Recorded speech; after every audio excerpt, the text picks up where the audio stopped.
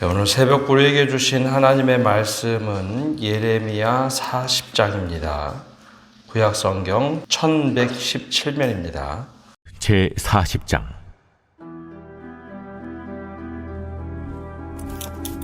사령관 누부사라단이 예루살렘과 유다의 포로를 바벨론으로 옮기는 중에 예레미야도 잡혀 사슬로 결박되어 가다가 라마에서 풀려난 후에 말씀이 여호와께로부터 예레미야에게 임하니라.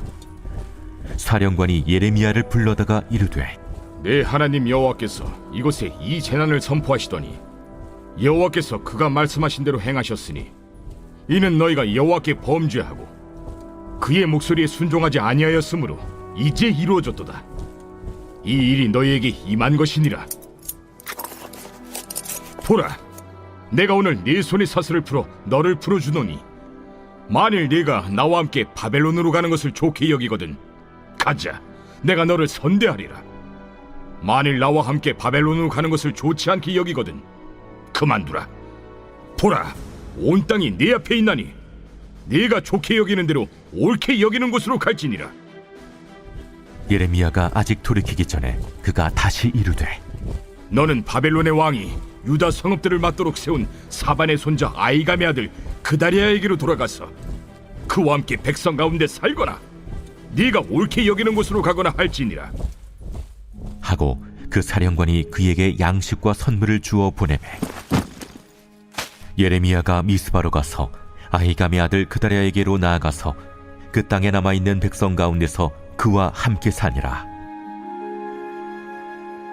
들에 있는 모든 지휘관과 그 부하들이 바벨론의 왕이 아히감의 아들 그다리아에게 그 땅을 맡기고 남녀와 유아와 바벨론으로 잡혀가지 아니한 빈민을 그에게 위임하였다 함을 듣고 그들 곧 느다냐의 아들 이스마엘과 가레야의 두 아들 요하난과 요나단과 단후메스의 아들 스라야와 느도바 사람 에베의 아들들과 마아가 사람의 아들 여사냐와 그들의 사람들이 미스바로 가서 그다리아에게 이르니 사반의 손자 아히감의 아들 그다리아가 그들과 그들의 사람들에게 맹세하며 이르되, 너희는 갈대아 사람을 섬기기를 두려워하지 말고 이 땅에 살면서 바벨론의 왕을 섬기라. 그리하면 너희에게 유익하리라. 보라, 나는 미스바에 살면서 우리에게로 오는 갈대아 사람을 섬기리니 너희는 포도주와 여름 과일과 기름을 모아 그릇에 저장하고 너희가 얻은 성읍들에 살라. 모압과 암몬 자손 중과 에돔과 모든 지방에 있는 유다 사람도 바벨론의 왕이 유다에 사람을 남겨둔 것과 사반의 손자 아히감의 아들 그다리아를 그들을 위하여 세웠다 함을 듣고 그 모든 유다 사람이 쫓겨났던 각처에서 돌아와 유다 땅 미스바에 사는 그다리아에게 이르러 포도주와 여름 과일을 심히 많이 모으니라. 가레야의 아들 요하난과 들에 있던 모든 군 지휘관들이 미스바에 사는 그다리아에게 이르러 그에게 이르되, 암몬 자손의 왕 바알리스가 내 생명을 빼앗으려 하여 느다냐의 아들 이스마엘을 보낸 줄 네가 아느냐? 하되 아히감의 아들 그다리아가 믿지 아니한지라. 가레야의 아들 요하난이 미스바에서 그다리아에게 비밀히 말하여 이르되, 청하노니 내가 가서 사람이 모르게 느다냐의 아들 이스마엘을 죽이게 하라. 어찌하여 그가 내 생명을 빼앗게 하여 내게 모인 모든 유다 사람을 흩어지게 하며 유다의 남은 자로 멸망을 당하게 하랴. 그러나 아히감의 아들 그다리아가 가레야의 아들 요하난에게 이르되, 내가 이 일을 행하지 말 것이니라. 내가 이스마엘에 대하여 한 말은 진정이 아니니라. 오늘 새벽에도 하나님의 은혜와 평강이 우리에게 함께하기를 축복합니다. 오래전 미국에서 유행했던 아주 독특한 아이러니한 이야기가 있습니다. 미국의 대각성 운동이 미국 전역에서 한참 일어날 때입니다. 미국의 이 대각성 운동은 우리나라 평양대부흥 운동과 맥을 같이 하는 그런 대각성 회개 운동입니다. 이 대각성 운동이 일어날 때 미국의 한 마을에 큰 술집이 오픈을 하게 됩니다. 대각성 운동이 한참이었기 때문에 교회에서만 회개 운동을 한 것이 아니라 마을을 위해서도 열심히 기도하던 이 시기 교회 성도들은 마을에 큰 술집이 생긴 것을 보고서 기도를 하기 시작했습니다. 이 술집 때문에 지역사회에 나쁜 영향력을 끼칠 수 있겠다 해서 성도들이 모여서 기도회를 합니다. 저 술집이 망하게 해주십시오. 근데 이것이 한두 번 이루어진 것이 아니라 몇 달간 계속해서 지속이 되었는데 어느 날 이 술집이 없어지기를 간절히 기도하던 날 전기누전으로 인해서 술집에 불이 났습니다. 그리고 결과적으로 술집이 망하게 됐죠. 그리고 한참 얼마 한두 주가 지나서 교회에 고소장이 날라 들어왔습니다. 그 고소장의 내용은 교회에서 기도한 결과 술집에 불이 나서 망하게 됐다는 겁니다. 그러니 교회가 화재의 원인이 되었고 그들이 기도해서 하나님께서 술집에 불이 나게 하셨다. 이 재판이 열렸습니다. 원고인 술집 사장은 주장이 아주 명확했습니다. 교회에서 기도해서 술집에 불이 났다. 자, 이 피고인 교회에서는 이렇게 주장했습니다. 우리가 교회에서 기도한다고 해서 술집이 불이 나겠느냐. 그것은 과학적인 사실이 맞지 않는다. 우리가 기도한다고 해서 하나님께서 역사하셔서 술집에서 불이 났다는 것은 말이 안 된다. 기도한다고 그런 일 일어나지 않는다라고 주장을 했습니다. 아이러니한 사건이죠. 그 재판의 판사는 어떻게 결정을 내렸어야 될까요? 오히려 술집 사장은 교회에서 기도해서 하나님이 역사해서 이런 일이 일어났다. 오히려 교회 성도들의 믿음 때문이다라고 얘기하고 교회 성도들은 우리가 기도한다고 해서 그런 일 일어나지 않는다. 믿음에 대해서 일어날 수 없는 일이라고 주장을 했습니다. 참 이상한 일이죠. 이게 아이러니한 예화입니다. 성도들은 기도의 능력을 못 믿었고 오히려 술집은 기도의 힘을 믿었습니다. 오늘 말씀은 바로 이런 이상한 일이 일어나는 기사를 보여줍니다. 오랫동안 나라가 망하게 될 것이다. 요시야 왕을 시작으로 여호야긴, 시드기야 왕 4대에 걸쳐서 예레미야는 일관되게 하나님의 뜻을 전달했습니다. 하나님께서 이렇게 이스라엘 백성들이 말씀을 청종하지 않고 따르지 아니하면 나라가 망할 것이다. 우리가 계속해서 예레미야 지금 40장까지 오는 여정을 보면 이스라엘 백성들 그리고 왕과 귀족들은 콧방귀를 꼈습니다. 하나님께서 선택한 이스라엘 백성은 절대 하나님 스스로를 망하지 않게 하실 것이다 라는 것이었죠. 굳게 믿었습니다. 근데 결과적으로 오늘 말씀 시작하는 내용 그리고 어제의 말씀을 보면 바벨론의 느부갓네살 왕이 군사령관 느부사라단을 통해서 완전히 이스라엘을 망하게 합니다. 시드기야 9년 차에 그리고 11년 차에 들어와서 완전히 패망을 하죠. 모든 것이 포로로 끌려갑니다. 그런데 오늘 이상하게 예레미야에게 하는 말이 정상반되게 나타납니다. 1절에 이렇게 시작이 됩니다. 사령관 느부사라단이 예루살렘과 유다의 포로를 바벨론으로 옮기는 중에 예레미야도 잡혀 사슬로 결박되어 가다가 라마에서 풀려난 후에 말씀이 여호와께로부터 예레미야에게 임하니라.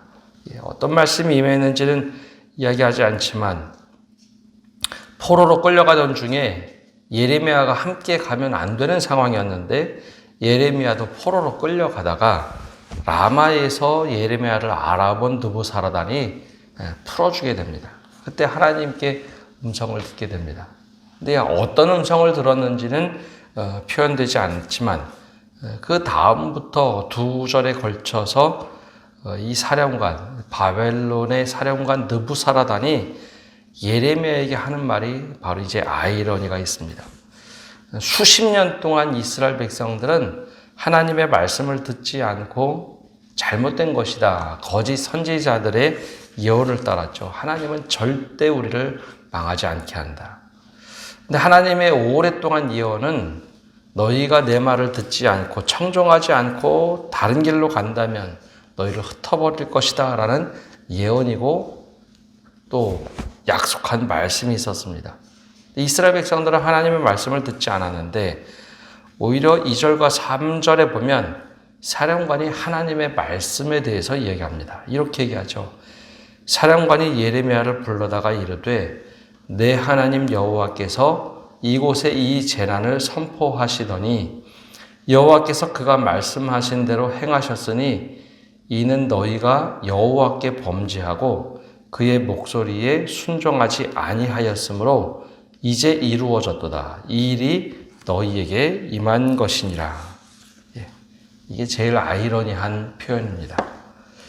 하나님께서 예레미야를 통해서 수없이 말씀하셨던 것을 유대인들은 듣지 아니했는데 오히려 바벨론에 살던 느부사라단이라는 군사령관은 야, 너희 하나님이 너희에게 그렇게 말씀하지 않으셨느냐라고 하면서 하나님께서 하신 것이다 라고 말을 하고 있습니다. 이스라엘 백성들은 하나님의 언약과 예언을 믿지 않는데 오히려 바벨론의 군사령관은 이 모든 일은 너희가 스스로 하나님께 범죄하여 그리고 순종하지 아니하여 이 재난이 일어났다라고 말을 합니다. 원래 군사령관이라면요 이런 표현을 쓰면 안 됩니다. 적국의 군사령관은 너희가 우리와 상대가 되겠느냐, 우리 대군이 너희를 압도할 것이다, 그리고 너희는 우리의 세 발의 피다 정도의 표현이 맞는 이야기입니다. 그런데 이 군사령관이 하는 말이 이 모든 일은 우리 군대가 강력해서 전쟁에서 이긴 것이다, 혹은 너희가 너무 약한 존재라 소리가 이겼다라는 표현을 쓰지 않고 너희 하나님이 약속하신 대로 이루어졌다는 겁니다.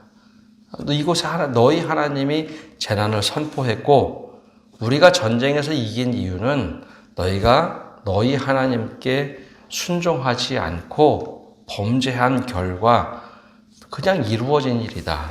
즉 우리 때문에 우리가 강력해서 이루어진 일이 아니다라는 것이죠.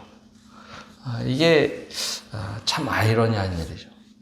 가끔은 우리가 주변을 돌아봐야 하는 것은 하나님께서 역사하시는 곳이 교회로 제한되어 있지 않다는 겁니다. 하나님은 교회 안에서도 역사하시지만 또 세상 가운데서 역사하십니다. 우리가 종종 요즘에 자주 섞인 말을 합니다.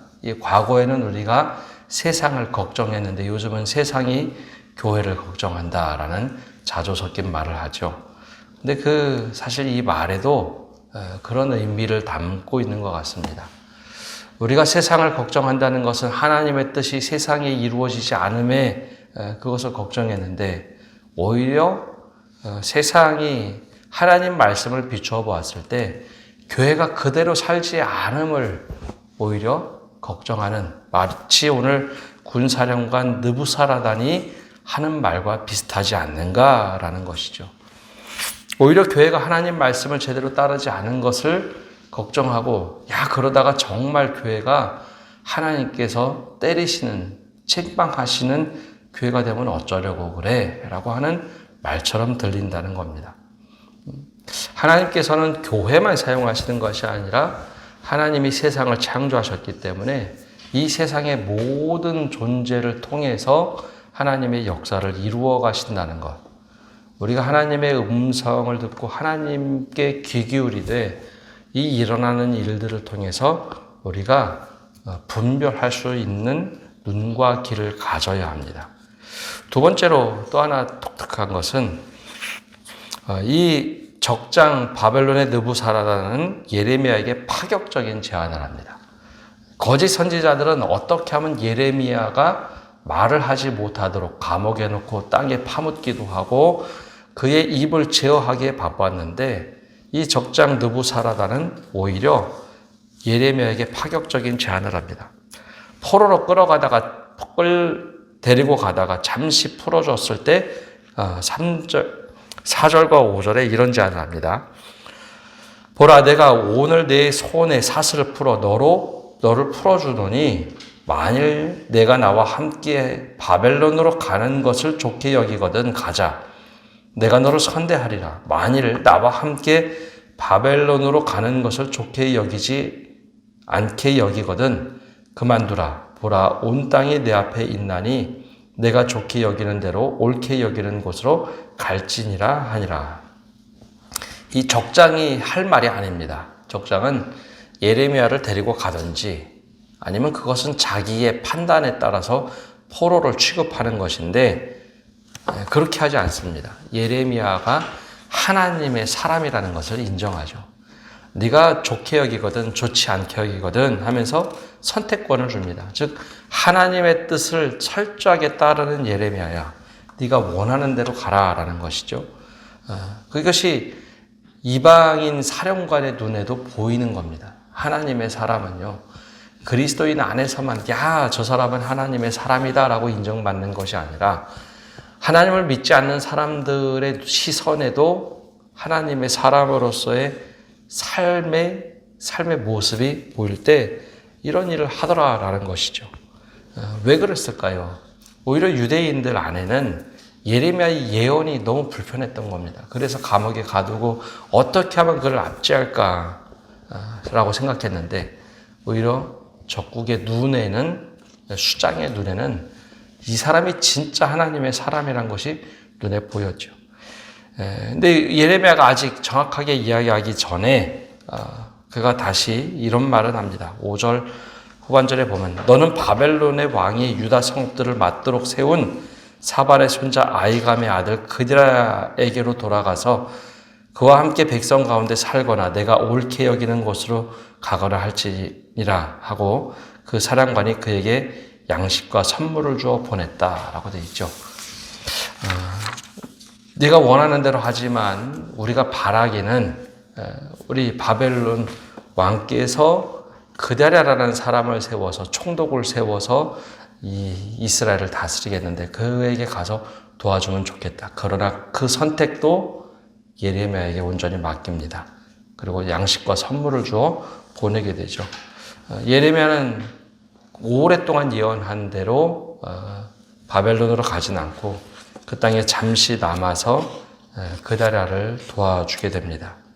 오늘 말씀을 보면 참 아이러니합니다. 정작 따라야 될 예루살렘은 예레미야의 말을 듣지 않고 오히려 적국의 왕 수장은 하나님이 이 모든 일을 하셨다라고 하나님을 인정합니다. 과연 믿음이 무엇인가 우리에게 질문을 던지고 있습니다. 믿음이 과연 무엇인가? 주님을 믿고 따르는 우리 믿음을 우리에게 물어볼 때 우리는 믿음 없음에 대해서 늘 한탄하는데 오히려 교회 밖에서는 진짜 하나님을 믿고 하나님의 뜻이 이것이 아닌가라고 물어볼 때가 있다는 것이죠. 또 다른 것은 오히려 유대인들은 예레미야의 음성을 듣기가 싫어서 어떻게 하면 예레미야의 음성을 막을까 걱정을 하지만 오히려 군사령관은 예레미야의 예언 그리고 하나님의 사람에 대해서 존중을 해줍니다. 이 또한 우리에게 참 아이러니한 일입니다. 우리는 어떤 모습으로 사람들에게 비춰지고 또 하나님의 사람으로 어떻게 살아가고 있을까요? 정말 하나님께 인정받는 사람은 지금 당장 일비하는 것이 아니라 하나님 뜻에 붙잡혀 사는 삶입니다. 오늘 예레미야의 삶을 통해서 우리는 과연 어떻게 살아가고 있는가? 우리가 스스로 이 말씀에 빗대어서 우리 자신을 돌아보는 이 새벽 기도 시간이 되시기를 간절히 바랍니다. 기도하겠습니다. 하나님, 오늘도 저희가 주님 앞에 나와 기도를 드립니다. 예레미야 이제 마지막 부분을 점차 말씀을 묵상하며 이 말씀을 통해 우리가 반면교사 삼고 또 우리가 무엇을 취해야 될지 깨닫게 하여 주옵소서.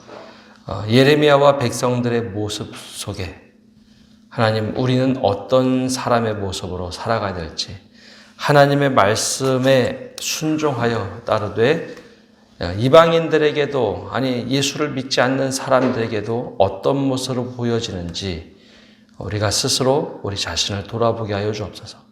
또한 교회에서는 우리의 믿음 없음을 한탄하는데 오히려 밖에서는 하나님의 뜻이 이것이다 라고 이야기하고 오히려 하나님의 섭리를 이야기하는 모습이 우리 삶에는 있지는 않은지요.